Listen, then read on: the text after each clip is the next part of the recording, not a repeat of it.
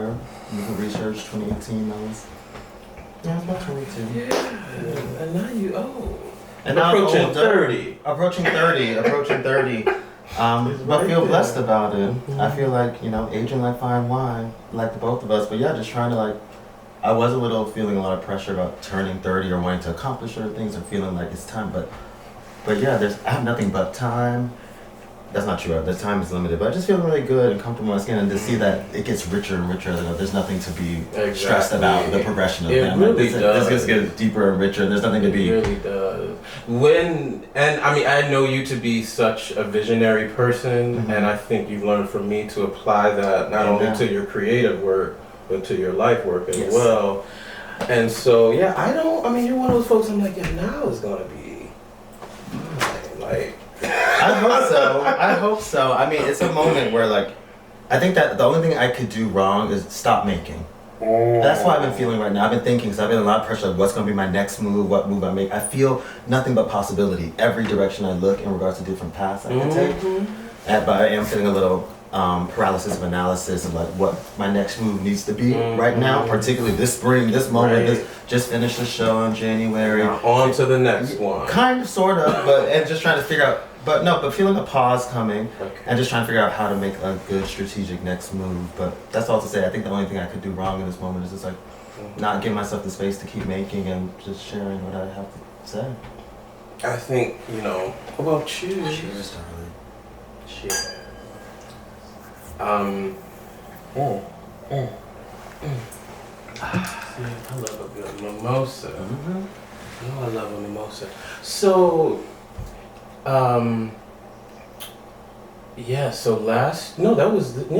last year you premiered the spectacle of the season. Yeah. And it got a lot of splash. Everybody's talking about that show. Yeah. How did you come upon this work, or just the questions? Was there a specific question that you were holding as you arrived to, this incredible, theatrical production? Sure. This House is Not a Home, the production that you're speaking about, was many years in the making. I was working on it for about 3 years, but what really brought it into clarity was, I don't want to get ahead of myself because it's something that it brings you to your work in a different way, but it's the loss of my friend, my dear friend Trevor Brazil, and losing him. That really, at the heart of the thing is just a love letter to my friend, and trying to eulogize him in action in that way. And we were working together on a project that we called the You Niggas in Trouble Manifesto, which was just trying to externalize our feelings of absurdity of being alive in this sort of fucked up world, the same and just like a black unruliness that we knew that was important for us to feel alive. And him passing away kind of just activated that call to action inside of me in a different way. So I feel like the show is just kind of me trying to find different ways of exemplifying the you niggas in trouble of it all, and trying to hold that, honor that, and bringing together a suite of people who inspire that in me, and live their lives in that way, in different fugitive ways. I'm speaking about Crackhead Barney and Malcolm XX, my collaborators. And so that's kind of what that practice was about. And then it became socio-choreological mapping, such as just finding different you gotta talk about the theory. If you haven't done the reading, our viewers at home, our viewers at home, our hostess Jaamil's thesis from grad school around socio-choreological mapping. Do the reading. But in that regard, just finding these different constellations of ways to bring people together in these sort of aesthetic containers to improvise and be together and get in trouble. And get in trouble, show the trouble of it, don't hide from it. It was so incredible just to see your vision and your stagecraft, and I know this was this was like your first major work, right? Yeah. My debut. Your debut. Yeah. I'm like, what a debut. I was like, oh, what's to come if this is what we're giving now? It feels so incredibly ambitious, beautifully produced, and touring only clarifies, and so I'm just excited to know, Well, where it's going. That's the thing. Nowhere, honey. It's going to my imagination. It's going to the graveyard. Rapidly. Yeah, no, really. I mean, we can talk about that. I mean, yeah, there's not a container for this ambition. Like, there's not many containers in this moment right now for that sort of ambition, even on the road, even abroad. So I haven't been seeing the sort of robustness that I was hoping to see in the sharing of the work, but I'm okay with that. Yeah. Also, politics, the political moment that we find ourselves in, and how the work is engaging that. Also, deeply. did it come back to afraid.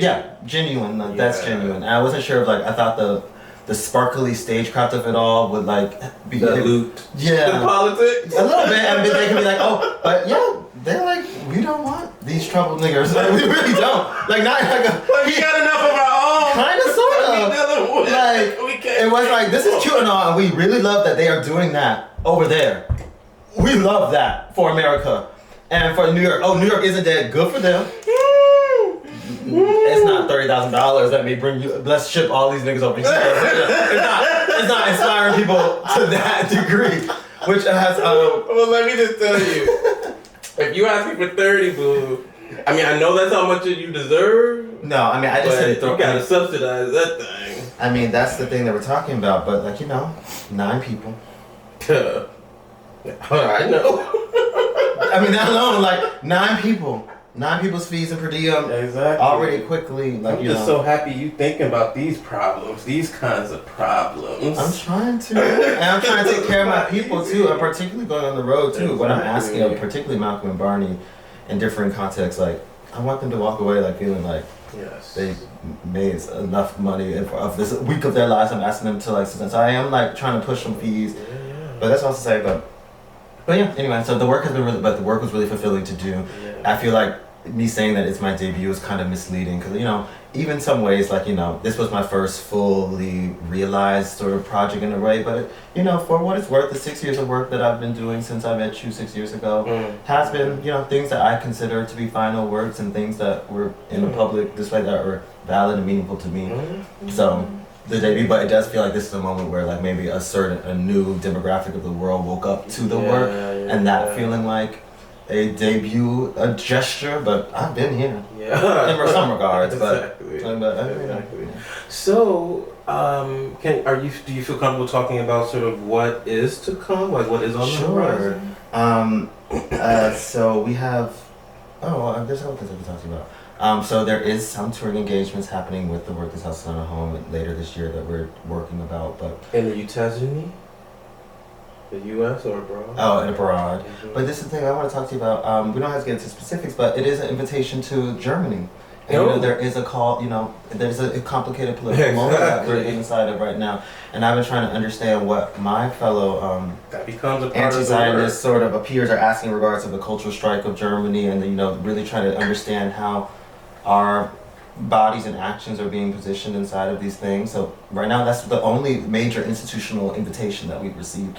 And then that has already become a conversation amongst the cast and crew, rightfully so, about people's differing feelings around the necessity to go there, be there, and engage that conversation in that way. Exactly. So that's on the horizon. But it's a really wonderful invitation that I'm really excited to understand what is right and what is it a part of a festival or is it sort of a season? It's a singular. It's a part of a season. It's a part of a season of a theater in Hamburg. That has its benefits. It does. It does have its benefits. It has its downfalls too. Exactly. I was hoping, again, we're on the record, honey, so, I love everyone and everything is wonderful. Anywhere I'm at, everything is wonderful.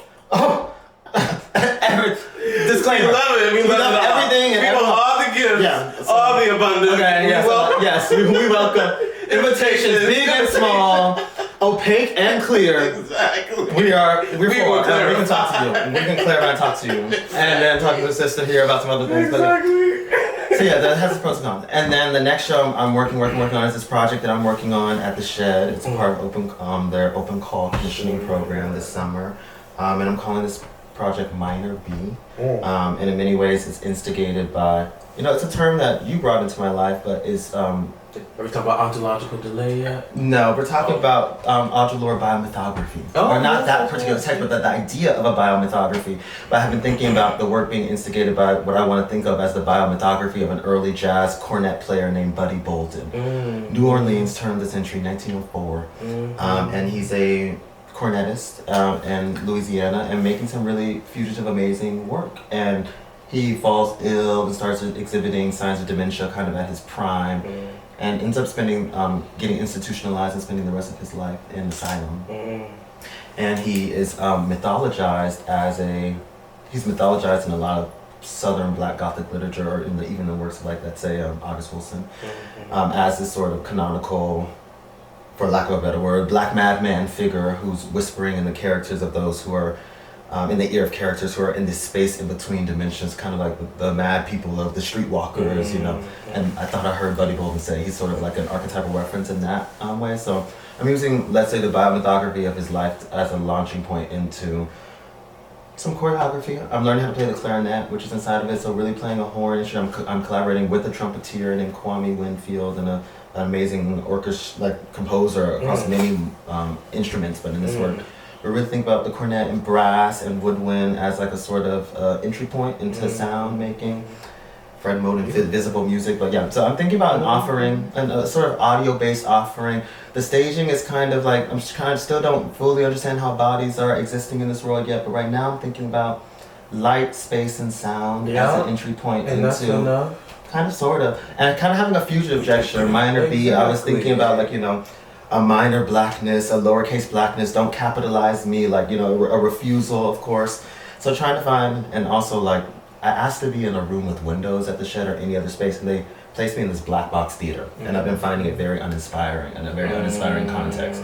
I think I'm very spoiled from Abrams, of just I loved how ornate that theater was and how much character that space had. And thinking about my practice as being sight responsive, I like rooms that have quirks and things to them and to respond to. And the black box theater I'm finding very uninspiring. It's just a very clean black box. Yeah. So I'm thinking about that as a metaphor of asylum, and and just thinking about the black box theater as a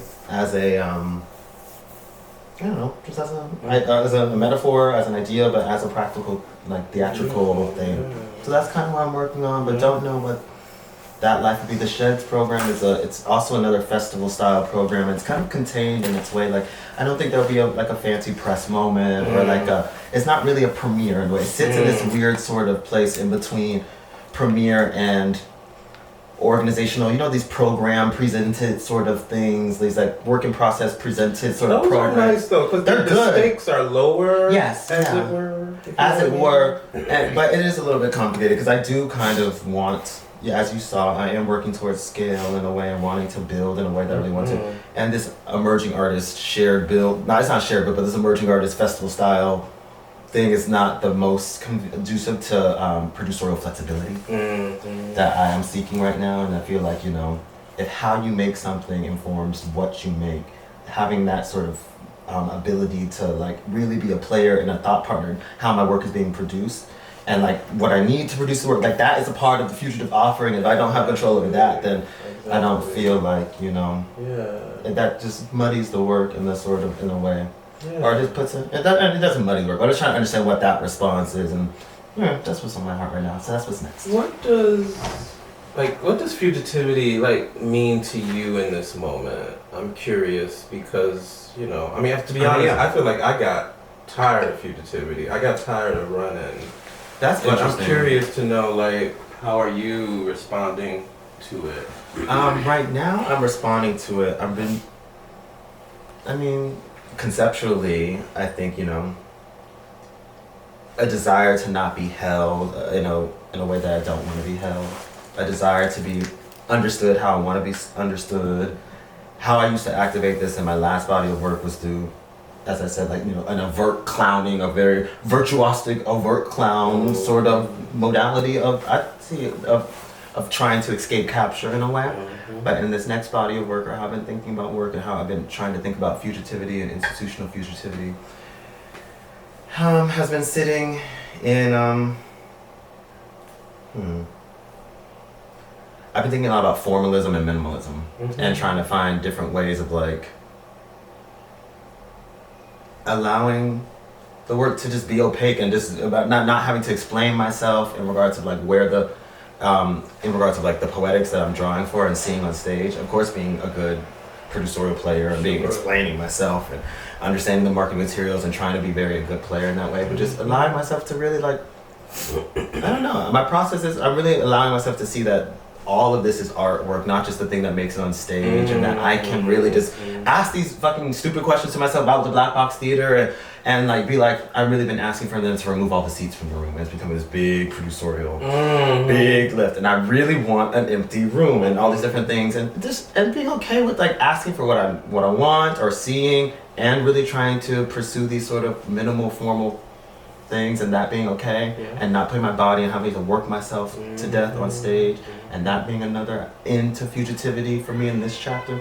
So that's some free associations around how fugitivity is moving for me right now. For sure. I appreciate that. I appreciate, just your ability to so consciously situate, how you are approaching a thing and the meaning that it sort of is taking on. I mean, it's deep emotional work doing this work of conjure, as it were, and presenting, and so being as sort of just all the things are really inspiring. And it's beautiful to hear, how you're making sense of this moment. And to see how you're making sense of it, literally, Yeah, that's where my head is at. I feel a pressure. I'm wondering if you could speak to this maybe, or to reinvent myself. Yeah. And never let people get comfortable, situated and thinking they understand what my offering is. And at the same time, that's a lot of work of reinvention. Like, child, this is what the offer is. I'm going to have to get on this mic and bullshit my way into a little thing. That's what Nile's doing these suites of years. So be it. So be it then. Oil painters do that, they have their eras, and you get them these paintings that are of this era. Yeah. So I'm wondering if you could speak to over your career how you have either refused or fallen or taken comfort in this sort of ask to reinvent oneself, or how you're thinking about the repetition of practice over time. For sure. I think that's what sort of has led to me having such a transdisciplinary practice. I'll curate a thing here, I'll go over here and teach a thing, I'll make a production of a moment here, and then I'll completely disappear. Disappearing acts, yes, it's important. I will escape, and then I'll go, right at home. So I feel like just really being true to myself. Yeah. And trusting that. And trusting that folks will fall in line accordingly with where I am. Sure. That's really been, I've had, when I think about my career, I am not, I want to knock on the wood and all the things, yes. You've worked administratively with me as well, so you've seen how the abundance reveals itself, and I'm so grateful that people seem to find me, because in my brain I'm still this very obscure so the fact that I'm like, how do they They're keeping tabs. They are keeping tabs, doing research. Somebody is watching, you know what I mean? So so I just try to be as honest and true to myself, and right now that's meant doing this deep rest work and seeing what that reveals, and that has felt like some of the most transformative research. It's leading me into these themes of maroonage and literally what it means to disappear, to escape, to non-perform, the non-performativity, the refusal, explicitly, you know, the stepping out of a logic 100% that you are not aligned with, you know, and finding one that you do, you know. So that might mean, I mean, but you know this too because you've spent time on the continent, you know, you've spent time, yeah, you know, like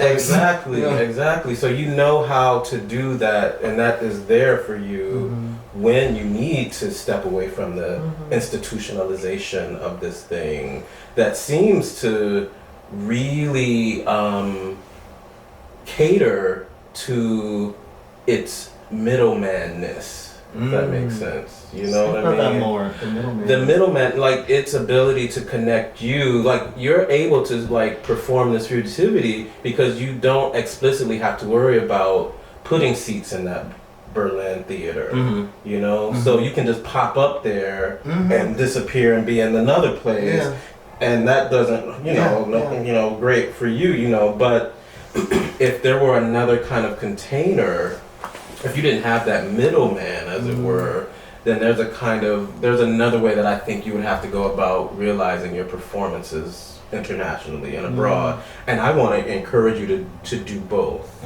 You know, so like while you are, you know, doing the institutional model game, have your personal moment that you can also cultivate community inside of and know who those folks are, you know, because that is what will keep, like that's why you go back to that space, because you have this elsewhere, you know, this third center, you know, this third space, as it were, of community that you are aligned with, that isn't necessarily about the stagecraft and all that. It's about the work of being human and being with each other, you know. Amen to that. Amen to third spaces, for sure. I mean, this is a leap, but I have been thinking about third spaces in my life in regards to just my domestic life here in New York City, about craving a space that is not my home or not my office for myself, to have a third space in life.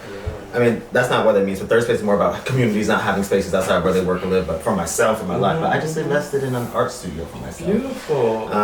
Downtown, that's been really, really exciting. I just moved in last week. Nice. And it's been a really amazing, it's subsidized through an organization, so I'm not like spending too much on it. But it's been very nice already just to have this space to just dream in and to leave my stuff in one space and have this cultivate that sense of fantasy for myself. Ooh, I want a studio visit. Yes, please come through. We're doing a studio visit. Yes, I'm really excited.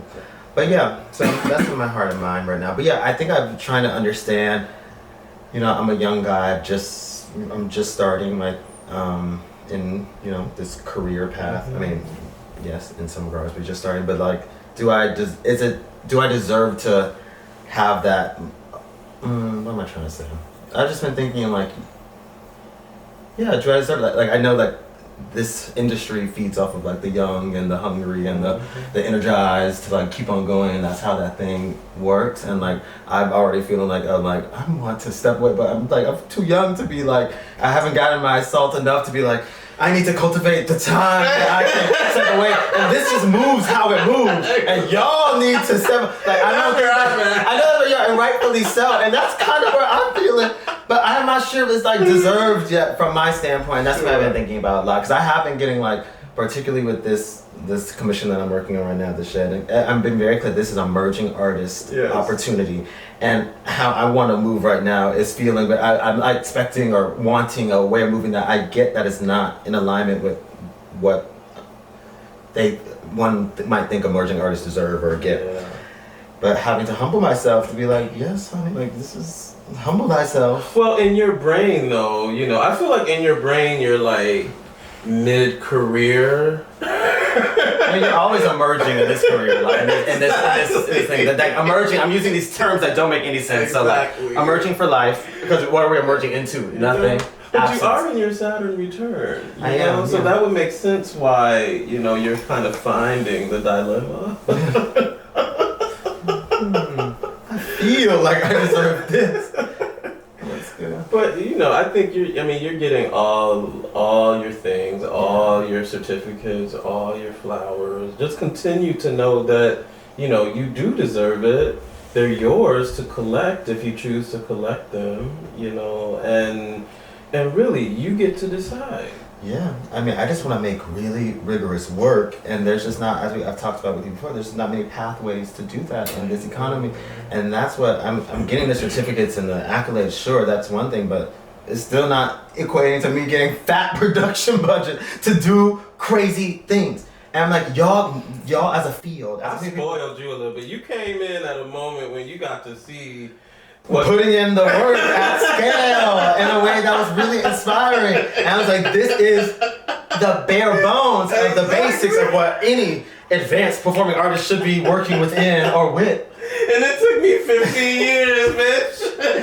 It took me 6, but now I want to make. But I'm like, this is where I get sad with the field. Is like, you know, y'all want crazy innovative work and mediocre budgets. Not giving me, y'all know I can, y'all know resources, exactly. But y'all really want the field to advance itself. Exactly. We really know if you're invested in this, and I know that there's no money. I get it, and it can't.